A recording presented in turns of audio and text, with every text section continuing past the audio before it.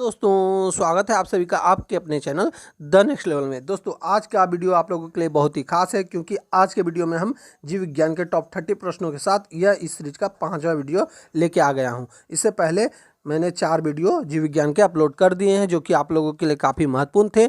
यदि आपने उन वीडियो को नहीं देखा है तो आप चैनल के प्लेलिस्ट को विजिट करके उन वीडियो को देख सकते हैं। काफ़ी महत्वपूर्ण प्रश्न उन वीडियो में मैंने बताया है जो कि आपके आने वाले एग्जाम के लिए काफ़ी हेल्पफुल थे। उस सीरीज में आपको प्लेलिस्ट में फिजिक्स और केमिस्ट्री के भी वीडियो मिलेंगे जो कि आपके एग्जाम के लिए काफ़ी महत्वपूर्ण है, तो उन वीडियो को भी जरूर देखें और हो सके तो अपने दोस्तों में भी उन वीडियो को शेयर करें ताकि आपके दोस्त भी उस वीडियो का लाभ उठा सके। अब मैं आपका ज़्यादा समय ना लेते हुए सीधा मैं इस वीडियो को शुरू करता हूं। आज का पहला प्रश्न है क्वेश्चन नंबर 1। लॉक जॉ विकृति किस बीमारी का दूसरा नाम है? तो यहाँ लॉक जॉ विकृति के बारे में बोला जा रहा है। यह किस बीमारी का दूसरा नाम है? तो यह टिटनस का दूसरा नाम है, यानी ऑप्शन नंबर ए इस प्रश्न का सही उत्तर हो जाएगा। दोस्तों आप भी हमारे साथ आंसर कर सके इसलिए हमारा जो वीडियो आता है वह MCQ बेस्ड नहीं आता है, ताकि आप भी हमारे साथ आंसर करते रहें और वीडियो के अंत में जरूर बताएं कि आपके कितने प्रश्न सही हो रहे हैं। अब चलते हैं अगले प्रश्न की ओर। अगला प्रश्न है क्वेश्चन नंबर 2। 14 वर्ष की आयु तक के बच्चों के विकास के लिए निम्नलिखित में से कौन सा सबसे अधिक महत्वपूर्ण है? तो कौन सबसे अधिक महत्वपूर्ण है विकास के लिए? तो यह है प्रोटीन, यानी ऑप्शन नंबर ए इस प्रश्न का सही उत्तर हो जाएगा। अब चलते हैं अगले प्रश्न की ओर। अगला प्रश्न है क्वेश्चन नंबर 3। निम्नलिखित में से कौन सा रोग मच्छर वाहित नहीं है? मच्छर से नहीं होने वाले रोग के बारे में बोला जा रहा है, तो इसमें से स्लीपिंग सिकनेस जो है वो मच्छर से नहीं होता, यानी ऑप्शन नंबर सी इस प्रश्न का सही उत्तर हो जाएगा। अब चलते हैं अगले प्रश्न की ओर। अगला प्रश्न है क्वेश्चन नंबर 4। निम्नलिखित में से कौन सा रोग रक्तदान द्वारा नहीं फैलता है? रक्तदान द्वारा नहीं फैलता है, ये आपको बताना है। तो रक्तदान द्वारा कौन सा रोग नहीं फैलता है? तो यह टाइफाइड रक्तदान द्वारा नहीं फैलता, यानी ऑप्शन नंबर बी इस प्रश्न का सही उत्तर हो जाएगा। अब चलते हैं अगले प्रश्न की ओर। अगला प्रश्न है क्वेश्चन नंबर 5। नवजात शिशु के 3 माह तक की आयु के अध्ययन को क्या कहते हैं? तो 3 माह की आयु तक के अध्ययन को क्या कहा जाता है? तो कहा जाता है नियोनेटोलॉजी, यानी ऑप्शन नंबर डी इस प्रश्न का सही उत्तर हो जाएगा। अब चलते हैं अगले प्रश्न की ओर। अगला प्रश्न है क्वेश्चन नंबर 6। विटामिन B6 की कमी से पुरुषों में हो जाता है, कौन सा रोग हो जाता है ये आपको बताना है विटामिन B6 के कमी से? तो यह हो जाता है अरक्तता, यानी ऑप्शन नंबर डी इस प्रश्न का सही उत्तर हो जाएगा। अब चलते हैं अगले प्रश्न की ओर। अगला प्रश्न है क्वेश्चन नंबर 7। चेचक के प्रति टीकाकरण में समावेश किया जाता है, तो यहाँ चेचक के प्रति टीकाकरण में समावेश क्या किया जाता है ये आपको बताना है। तो यह किया जाता है दुर्लभ जर्मों का, यानी कि ऑप्शन नंबर बी इस प्रश्न का सही उत्तर हो जाएगा। अब चलते हैं अगले प्रश्न की ओर। अगला प्रश्न है क्वेश्चन नंबर 8। स्तनधारियों में सबसे छोटी अस्थि डैश है, कौन सी है ये आपको बताना है। तो वह कौन सी है? स्टेपीज। स्टेपीज जो है स्तनधारियों में सबसे छोटी अस्थि होती है, यानी ऑप्शन नंबर डी इस प्रश्न का सही उत्तर हो जाएगा। अब चलते हैं अगले प्रश्न की ओर। अगला प्रश्न है क्वेश्चन नंबर 9। पहला सफल हृदय प्रत्यारोपण किया था, किसने किया था ये आपको बताना। पहला सफल हृदय रोपण तो यह किया गया था CN बर्नार्ड द्वारा, यानी ऑप्शन नंबर बी इस प्रश्न का सही उत्तर हो जाएगा। अब चलते हैं अगले प्रश्न की ओर। अगला प्रश्न है क्वेश्चन नंबर 10। तिलचट्टों के शरीर में वायु डैश द्वारा प्रवेश करती है, कहाँ से वायु प्रवेश करती है तिलचट्टों के शरीर में? तो ये आपको बताना है। तो यह प्रवेश करती है श्वसन रंध्रों द्वारा, यानी ऑप्शन नंबर सी इस प्रश्न का सही उत्तर हो जाएगा। अब चलते हैं अगले प्रश्न की ओर। अगला प्रश्न है क्वेश्चन नंबर 11। विश्व स्वास्थ्य संगठन के अनुसार बर्ड फ्लू के वायरस का संचरण उस भोजन के माध्यम से नहीं हो सकता जिसे पकाया गया हो। कितना डिग्री पे पकाया गया हो जिससे बर्ड फ्लू नहीं हो सकता है? तो वह जो है वह होता है 70 डिग्री सेल्सियस से ऊपर तक यदि उस भोजन को पकाया जाए तो बर्ड फ्लू नहीं होता, यानी ऑप्शन नंबर बी इस प्रश्न का सही उत्तर हो जाएगा। अब चलते हैं अगले प्रश्न की ओर। अगला प्रश्न है क्वेश्चन नंबर 12। बर्ड फ्लू पैदा करने वाले H5N1 वायरस का सबसे पहले पता चला था, कब पता चला था H5N1 वायरस के बारे में? तो यह सबसे पहले पता चला था वर्ष 1997 में, यानी ऑप्शन नंबर सी इस प्रश्न का सही उत्तर हो जाएगा। अब चलते हैं अगले प्रश्न की ओर। अगला प्रश्न है क्वेश्चन नंबर 13।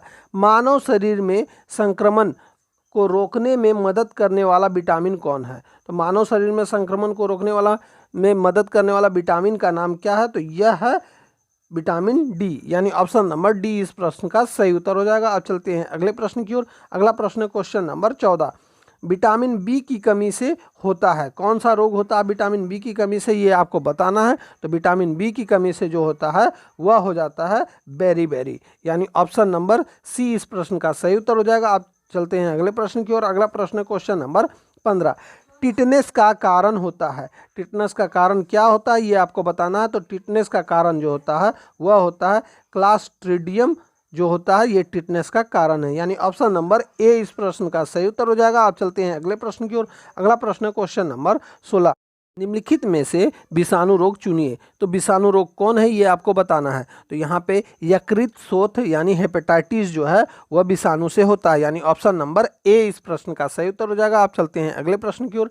अगला प्रश्न क्वेश्चन नंबर 17, आदमी में निम्नलिखित में से कौन सा विषाणु रोग है। तो आदमी में जो है विषाणु रोग कौन है ये आपको बताना है। तो आदमी में जो है गलसुआ जो है मम्प्स, ये विषाणु रोग है। अब चलते हैं अगले प्रश्न की ओर। अगला प्रश्न क्वेश्चन नंबर 18, गहरे गले हुए खाद्य पदार्थ कैंसर जनक होते हैं क्योंकि उनमें प्रचुर होती है।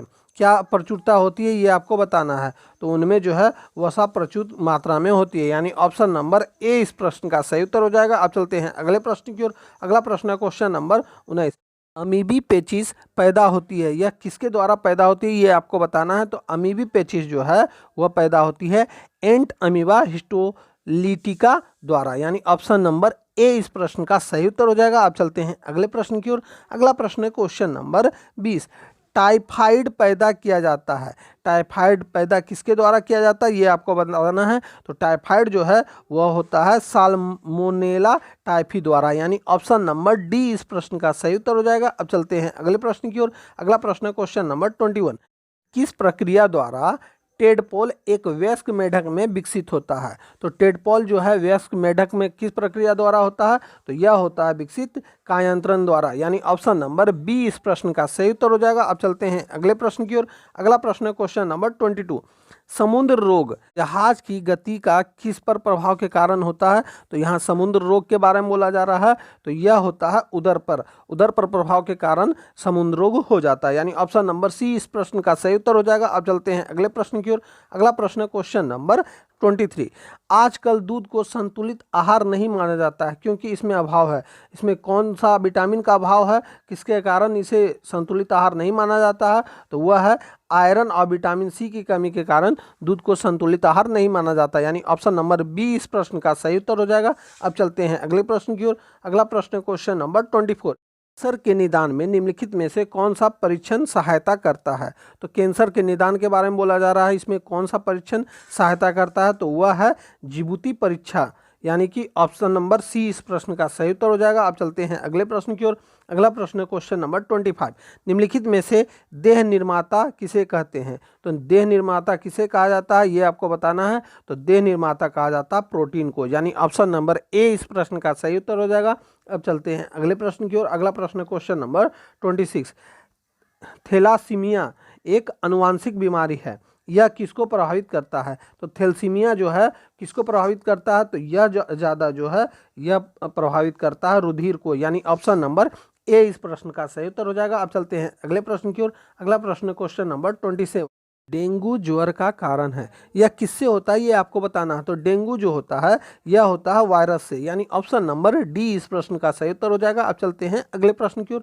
अगला प्रश्न है क्वेश्चन नंबर 28, होम्योपैथी के संस्थापक कौन है। तो होम्योपैथी के संस्थापक जो हैं वह हैं सैमुअल हॉनेमान, यानी ऑप्शन नंबर ए इस प्रश्न का सही उत्तर हो जाएगा। अब चलते हैं अगले प्रश्न की ओर। अगला प्रश्न क्वेश्चन नंबर 29, रोगों के संचार के लिए उत्तरदायी कीटों को कहते हैं। तो रोगों के संचार के लिए उत्तरदायी कीटों को क्या कहा जाता है। तो यह कहा जाता है वेक्टर, यानी ऑप्शन नंबर ए इस प्रश्न का सही उत्तर हो जाएगा। अब चलते हैं अगले प्रश्न की ओर। अगला प्रश्न क्वेश्चन नंबर 30 और इस वीडियो का आखिरी प्रश्न है, खराब गुर्दे वाले रोगियों पर प्रयुक्त डायलिसिस प्रक्रिया किस तथ्य पर काम करती है। तो यह किस तथ्य पर काम करती है, किस सिद्धांत पर काम करती है। तो यह काम करती है प्रसारण के सिद्धांत पर, यानी ऑप्शन नंबर सी इस प्रश्न का सही उत्तर हो जाएगा। तो दोस्तों यहीं पे हमारा यह वीडियो समाप्त होता है। उम्मीद है कि आपको ये क्वेश्चन अच्छे लगे होंगे और आपने पिछले सारे वीडियो भी देख लिए होंगे। अब मैं मिलूंगा आपसे अगली वीडियो में, तब तक के लिए जय हिंद, वंदे मातरम।